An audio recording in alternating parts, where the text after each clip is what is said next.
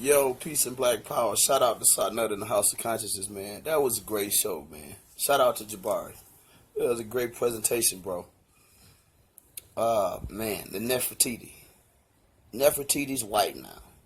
God damn, man. And I'm an Israelite, and I'm saying that shit is wrong, bro. That is terrible, man. Nefertiti is white. God damn, man. Look, listen. These white folk won't let us have a goddamn headache without trying to steal it, fam. Oh, yes, I did say that. These white people won't let us have a friggin' migraine without trying to steal it. Try it. Walk up to the next white person you see and tell them, oh, man, I got a headache. I guarantee you they tell you, hey, take these aspirin. Motherfuckers won't let you have shit. But yeah, man, that's a shame. And I appreciate Jabari's presentation, bro. I really do. And like I said, that one little slip of the tongue about the Hyksos and the Hebrews, although that makes me cringe every time somebody says that, that didn't take away from the truth in your presentation, man. And I appreciate you, man. And I love the way you bring your information because it's all from restoring our truth to prime truth, right? Instead of letting it be picked apart like buzzards pick apart, old rotten carcass. And that's how our story, great rich story, has been taken apart by these beasts, man. You call them the Tamu, I call them the goddamn honky. You feel me? Excuse my language, white folks, excuse me. Because all white folks ain't honkies. I'll tell y'all what honky mean one day, but we won't dig into that right now. So yeah, man, that's terrible. But Jabari, I cringe every time I hear somebody say the Hebrews were Hyksos. And I like I said, I have primaries after primary that disprove that. I don't, my thought about it and my actual truth about it is not shared by anybody of Eastern academia or Western academia. Because truthfully, I don't hear many people talk about King Hezekiah. But King Hezekiah, for all intents and purposes, is a very strong marker as relates to what he left behind underground and his lineage. And just to help you out with a coding on that, there is no way in conscionable understanding that King Hezekiah would have ever been related to the haplogroup that is connected to those people called the Hyksos. And I would love to go through this point by point when I get there to the Black Power, the Sonetta Awards. And so, man, if we don't have but maybe an hour or 30 minutes to go into any conversation, I would love to touch on that because I don't think you even said it in a malicious way. You know what I'm saying? I told you in the chat, don't throw them on us, man. Don't do that. Please don't try to give us the Hyksos. And like I said, bringing this whole conversation full circle, the truth of the matter in even the Hyksos and the Hebrews and the Nefertiti and who the identity of the pre-dynastic Kemet was, the early Nile Valley culture, the early Nubian or Ethiopian culture, and the early Sumerian culture in texts and tales. Listen, there is a commonality called the golden thread that runs through all of those.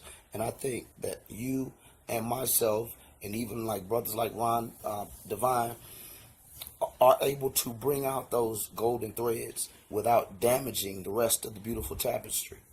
And so I want to sit down with you when I get up there and talk about King Hezekiah and unload all that I know concerning King Hezekiah and his lineage, especially his father. And like I said, I'm not going to talk about anything, especially with you, without bringing primary documents.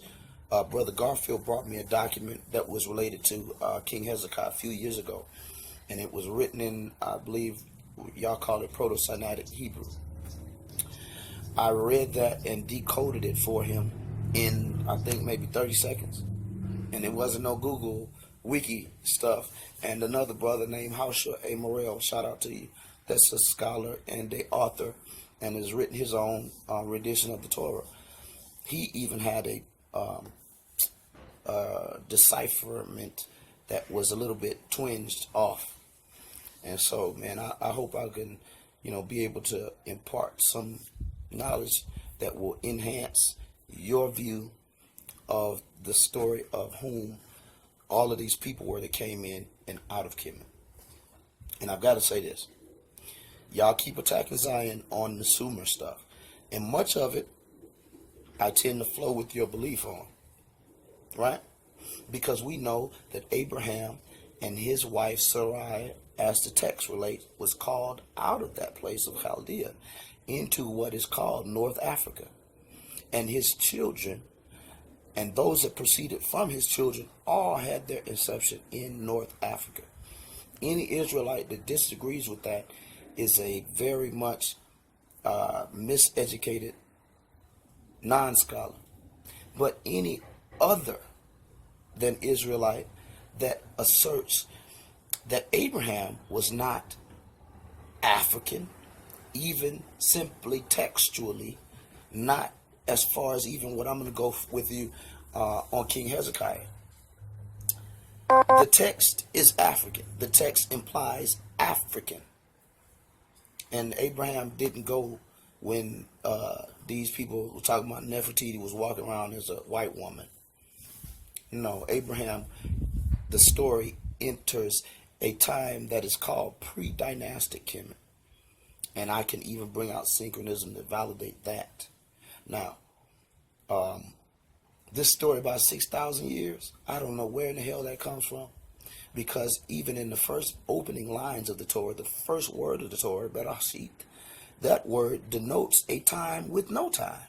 So how is it now that people can use Berashit, Aleph, as a marker that starts this ridiculous, perverted countdown of 6,000 years? We understand archaeology and anthropology, cultural and physical. So any knowledgeable Israelite does not take those concrete sciences and throw them by the wayside to say 6,000 years. No, 6,000 years came from the same people that said Nefertiti was white. You feel me? And I'm telling you, I'm not going to try to do it on this YouTube channel because they took me off a live stream because they don't want me talking about domestic terrorism. Me and Sinette was talking about that. So, yeah, they ding me about domestic terrorism. I can't talk about it like I want to, like a black man.